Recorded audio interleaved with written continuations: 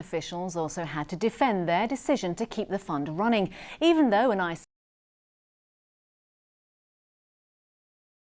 In a damning report last month, the Director of Audit blamed its $250 million mega events fund for reckless spending without achieving its aims.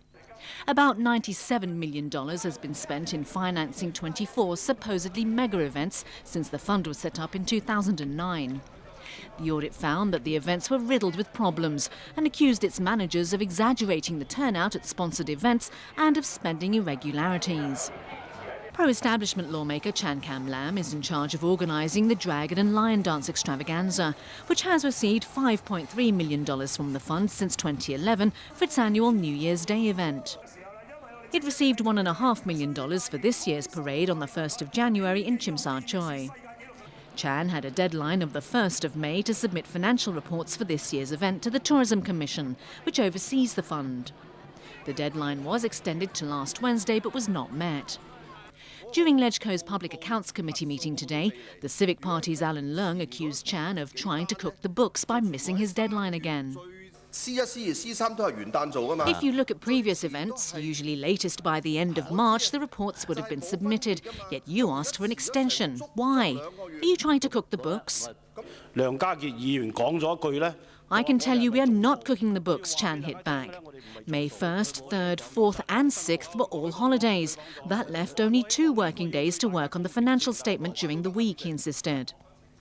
The DAB lawmaker noted that every year it had managed to submit its report on time, but that didn't mean this year would be the same.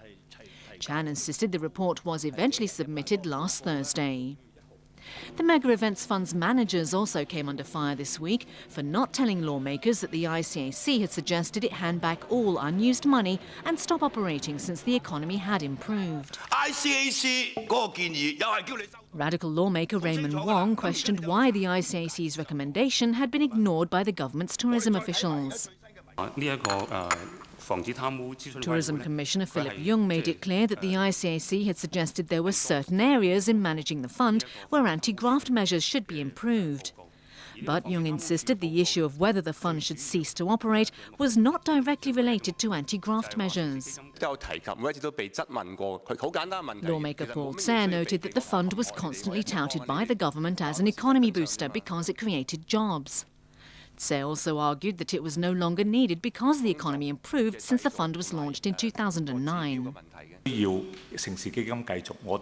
Andrew Wong, Permanent Secretary for the Commerce and Economic Development Bureau, which oversees the Tourism Commission, conceded that the economy had improved, but it had to consider other factors, which is why it had asked for more money to keep operating. The Professional Teachers Union has accused Education Chief Yeung of threatening students and teachers who want to join the Occupy Central movement. But the Federation of Education Workers is backing saying his remarks were merely a friendly reminder of what could happen if students join the civil disobedience campaign. Education Chief Yeung raised eyebrows on Wednesday when he urged schools not to encourage their students to take part in the Occupy Central movement because it's impossible for the campaign not to break the law. He also warned teachers that joining Occupy may put their jobs on the line. This prompted a dozen members on the student-led scholarism to ambush in Sha Tin yesterday and demand he retract his remarks. The Education Bureau had already dismissed allegations that was putting pressure on students and teachers who support the campaign. It wasn't good enough for the Professional Teachers Union. Speaking on the radio this morning, Union President Feng Weiwa insisted statement was a threat. Feng said the education chief took a 180-degree turn from his previous stance. Last year, he told schools to let students develop their own thoughts on Occupy Central and vowed not to take any retrospective action against teachers who took pupils to join it. The union president went on to call remarks inappropriate and unnecessary, as they angered teachers who already have a clear set of guidelines on how to approach the matter in class. Feng added that made a huge mistake by joining the political mission to suppress Occupy Central and demanded that he take back what he said. He even issued a threat on his own, saying his union may ask him to step down. The Federation of Education Workers, however, came to defense. President Wong Kwan-Yu said remarks were merely a friendly reminder about what could happen if students do join the movement. It's better for him to say this beforehand rather than after Occupy Central happened, said Yeung. As the person in charge of the city's education, it's reasonable for him to specify what the possible consequences are. Education Convergence Vice President Ho Han-kun agreed, saying that some students and teachers may not be able to foresee the repercussions of Occupy Central.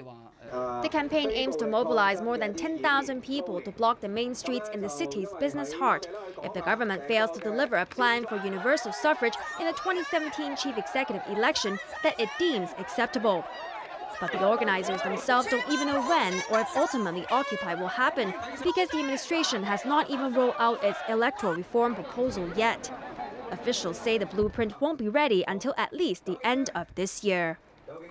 The Development Minister has refused to say whether the Sha Tin to Central rail link will be delayed after more ancient artefacts were dug up at the building site. Paul Chen also asked for everyone's understanding about the government's search for land to speed up the housing supply. Yeung reports. Expected to be up and running by 2018, the Sha Tin to Central rail link is facing serious delays after the discovery of a treasure trove of ancient artefacts at the Kowloon City building site. An archaeological study launched in 2012 was scheduled to wrap up last year. But now it will only be finished in September after thousands of items were unearthed in what is said to be the most important archaeological discovery in Hong Kong's history. Sensing the urgency of the matter, Development Secretary Paul Chan came out to address the media this afternoon. He acknowledged that the public expects the railway to be finished on time, but at the same time everyone wants the relics properly preserved.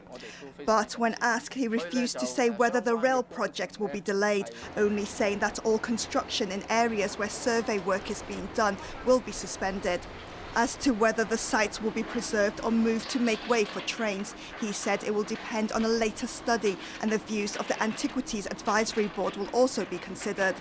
The MTRC has already offered to build a wall around the artifacts, which includes stone wells, ceramic shards and coins dating back to the Song dynasty. But many are still not happy and are pressing for the railway operator to change the $79.8 billion project so the relics are preserved. On a separate note, Chan is also asking for everyone's support in the government's task of solving the land shortage. While 150 plots of land have been earmarked for redevelopment to build 210,000 homes, he admitted there has been some resistance from the community. Meanwhile, funding requests to kickstart preliminary studies on developing Lantau Island have also met setbacks in the Legislative Council. Chan insisted that the whole of Hong Kong stands to lose out if these long-term projects are postponed. The Development Minister was also asked if the ongoing filibuster of the budget debate will affect monthly payments of fresh water imports from the mainland. Chan pointed out that $360 million is due in June, but stopped short of saying whether the government has enough money to foot the bill. Yeung, ATV News. An off-duty policeman was arrested early this morning after riding on a police motorcycle in Central. The man, who was apparently drunk, jumped onto the bike which was parked at the corner of Wellington and Wyndham Streets at around 5 a.m. Other officers managed to stop him from riding away. The 25-year-old off-duty cop was arrested after he failed a breathalyzer test. He was sent to Princess Margaret Hospital for a medical examination.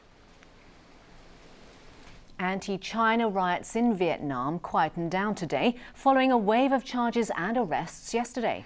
However, internet users are threatening to hold more mass protests tomorrow. Anti-China protests in Vietnam eased today after 1,400 demonstrators were arrested yesterday. Around 300 of them have been charged. There have been no reports of fresh violence following the wave of unrest that swept through 22 of Vietnam's 63 provinces during the week, and many Taiwanese-owned factories that had closed decided to reopen today. But for some of the Taiwanese businessmen who have been mistaken by demonstrators as mainlanders, they return to work only to find that their factories have been severely damaged. Some production lines were completely destroyed, and it will take a while before operations return to normal. Over the past 3 days, more than 400 factories have been damaged by mobs, while the Foreign Ministry in Beijing confirmed that at least 2 Chinese nationals were killed. And more violence may erupt tomorrow, with media reports of demonstrators and internet users threatening to start another wave of nationwide anti-China protests.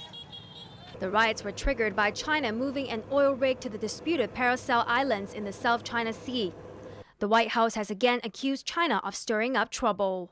This is a provocative act, and it raises tensions in the region, and by raising tensions, makes it more difficult to resolve claims over disputed territory. The United States does not take a position on these competing sovereignty claims, but we do take a position on the conduct of the claimants, who must resolve their disputes peacefully, without intimidation, without coercion, and in accordance with international law.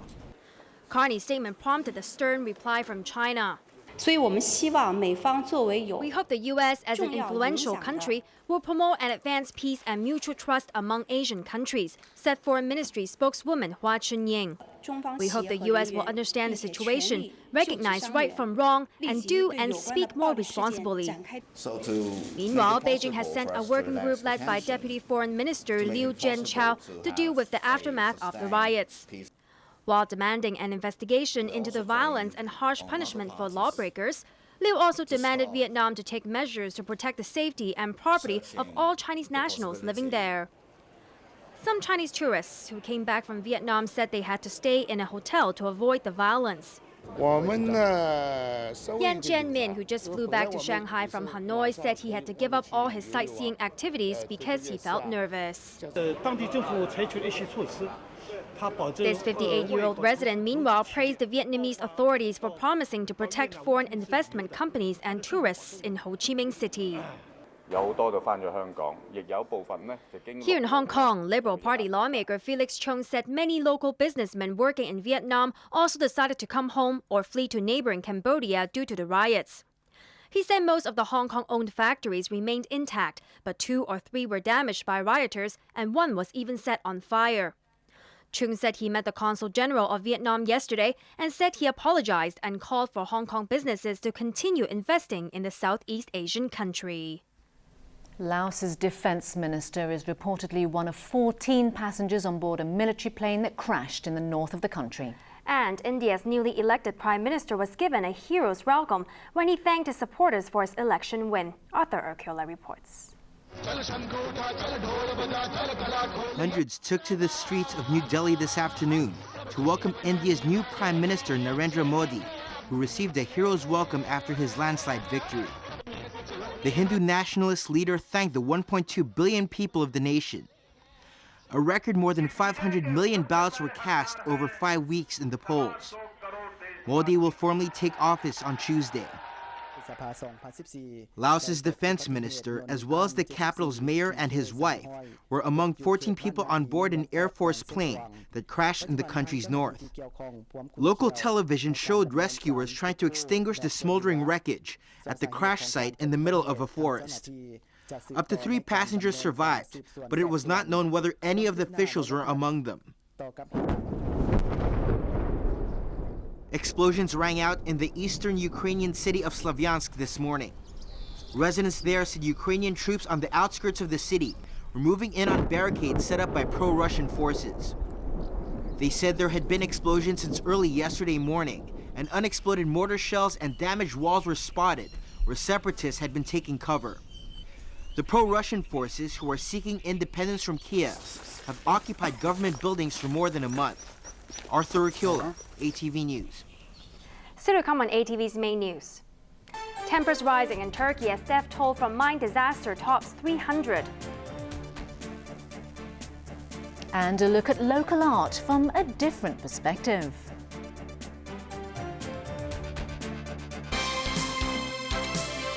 Elemental Evolution. The ATV 2014 Miss Asia pageant is about to start. Ladies, come and show the world your beauty. The ATV 2014 Miss Asia pageant, waiting for your participation. Come and join us now. Elemental Evolution, ATV Miss Asia Pageant 2014 is now inviting applications. You don't have to go to Japan, you're already there. Follow Begin Japanology into the world of Japanese culture. Experience the traditional and modern life. Reveal the pursuit of romance and perfection. Every angle presents a unique Japan. Begin Japanology tonight at 8:30.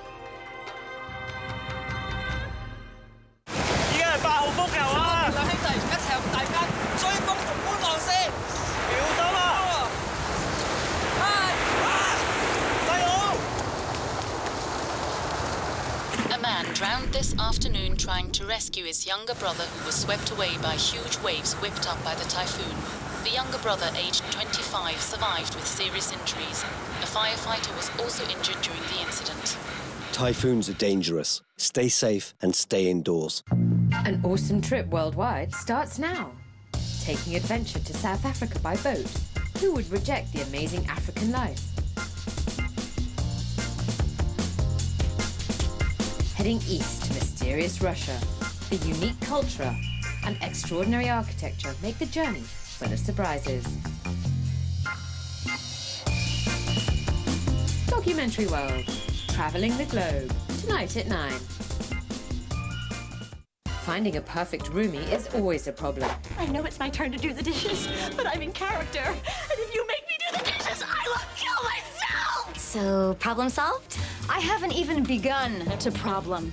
Problem solvers are not that professional. But isn't it sweet to have problem solver friends stand by your side? Who's hungry? I wanted waffles. Yeah! 30 Rock. Tonight at 10.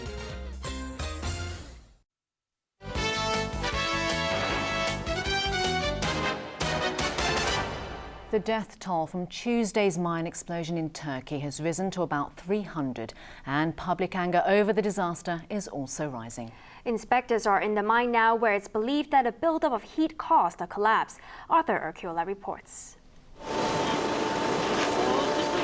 Along with an updated death toll, officials have also revealed new details about Tuesday's explosion at a mine in the western Turkish town of Soma. It's believed an unexplained buildup of heat caused part of the mine to collapse, allowing a fire that broke out 2 kilometers below ground to spread rapidly. The country's energy minister, Taner Yildiz, said rescue work was still underway to reach trapped miners. He said experts are trying to assess areas which were safe to begin investigations. The minister also insisted that any negligence on the part of officials or the company managing the mine would be punishable.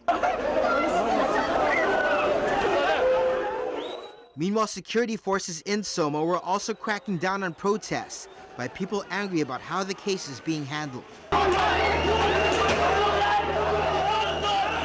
Water cannon and tear gas were fired into crowds of several thousand people who blamed the mine owners for putting profits first over the safety of the men working in the pits. This could lead to more anger towards Prime Minister Tayyip Erdogan and his administration, which has been accused of being too cozy with tycoons to properly enforce rules and being insensitive to the tragedy. And just 3 weeks ago, his government rejected calls for a safety review of the Soma mine.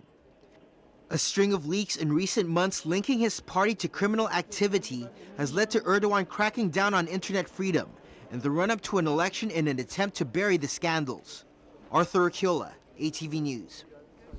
An exhibition in North Point is giving Hong Kongers a new perspective on art, literally, as it blends illusions with reality. A group of local and international artists have created a surreal world for their audience through installations, sounds and visuals. This woman is standing upside down. And this woman is hanging onto a window ledge with one hand, while this man is fixing his hair while dangling from a rooftop. But don't worry, what we're seeing are actually optical illusions.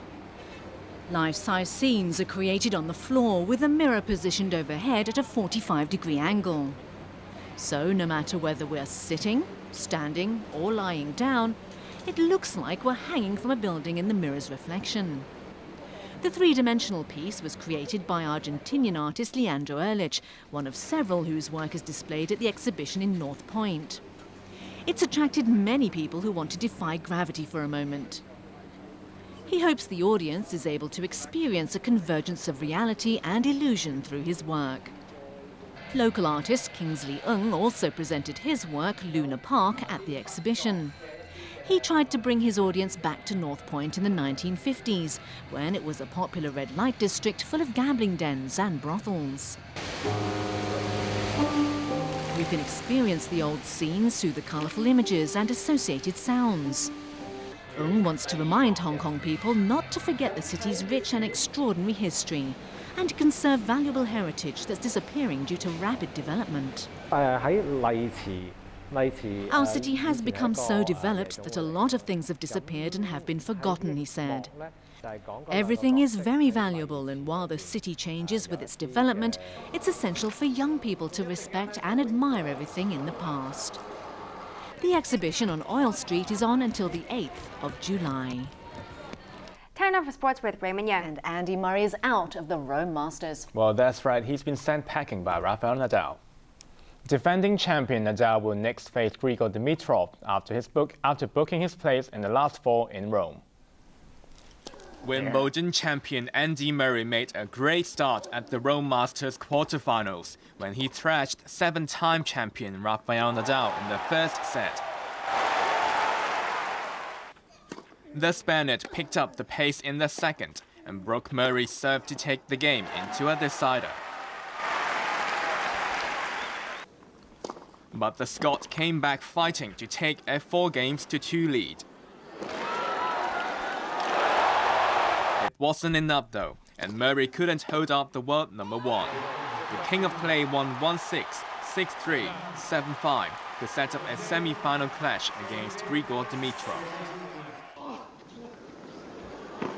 Novak Djokovic bounced back from a wrist injury, which sidelined him last week to clinch an opening win against David Ferrer. But the fifth seed outplayed the Serb in the second set, breaking Djokovic in the seventh game as he went on to level the match. The world number two then sealed the 6-3, 5-7, 6-2 victory when his opponent's return hit the net. I did not expect many free points, and that's why I needed to work for it. And in the important moments, I managed to stay calm, stay composed, believe I can win, and I'm just really glad to overcome this challenge.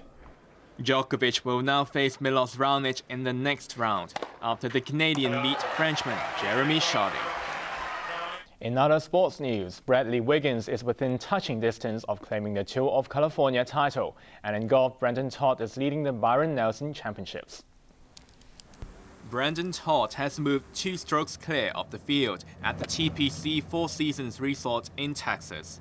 The American hit 7 birdies in the second round to finish at 8 under 132. Briton Paul Casey came within 1 stroke of the PGA Tour scoring record for 9 holes when he took just 27 shots to complete the back 9. The Englishman soared into a share of second place with 6 under 134. Also at 6 under is Players' Championship winner Martin Kaymer. He had 4 birdies and a bogey in his round of 67. Colombia's Esteban Chavez has won the hilly 6th day of the Tour of California. Chavez completed the Santa Clarita to Mountain High stretch in 4 hours, 9 minutes and 13 seconds. But Tour de France winner Bradley Wiggins holds on to the yellow jersey with a 32nd overall lead. He finished 5th in the most difficult stage of the 8-day race.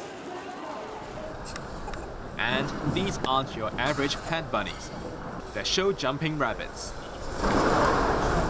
It might sound hopping mad, but the fluffy pets from Sweden are leaping into action at Earl's Court in London as part of a show-jumping competition. Bunnies are cute animals, and you want to do something with them, and they are happy and like to jump over stuff. So it's just the natural way for them to do. And then we started a sport with it. Rabbit show jumping has been a sport in Scandinavia for around 20 years. proud owners hope to showcase their pets' speed and agility when they hop into action. The current world record for a jump by a rabbit stands at 99.5 centimeters. And a look at the weather before we go. It was mainly cloudy today with a few showers and sun intervals in the afternoon. Temperatures ranged from 26.5 to 30.2 degrees, while the relative humidity was between 78 and 98%. Winds were moderate coming in from the south. Let's check on the ultraviolet reading. The maximum recorded for the day was 8. Tomorrow's UV index will be around 8 as well. Now for a look at the weather in the region. A southerly airstream is affecting the coast of Guangdong. And now the satellite images. Cloud bands are covering southern China. Here's what we can expect over the next few days. Mainly cloudy with a few showers tomorrow. It will also be hot with some sunny intervals. Temperatures will range from 27 to 31 degrees. More showers expected next week. Here are the latest pollution readings under the Air Quality Health Index. General stations are at 2 to 3, meaning the health risk is low. Roadside levels are at 3 to 4, and the health risk is low to moderate. Finally, here's the weather around the world.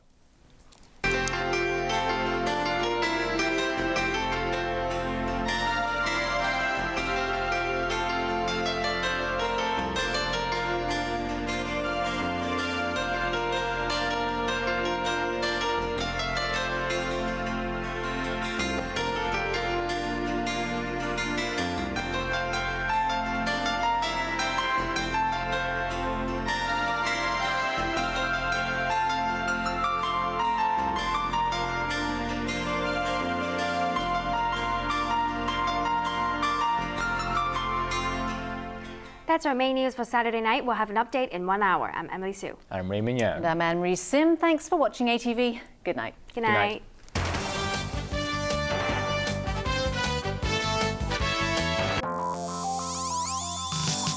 Coming up, Super Cameras 3.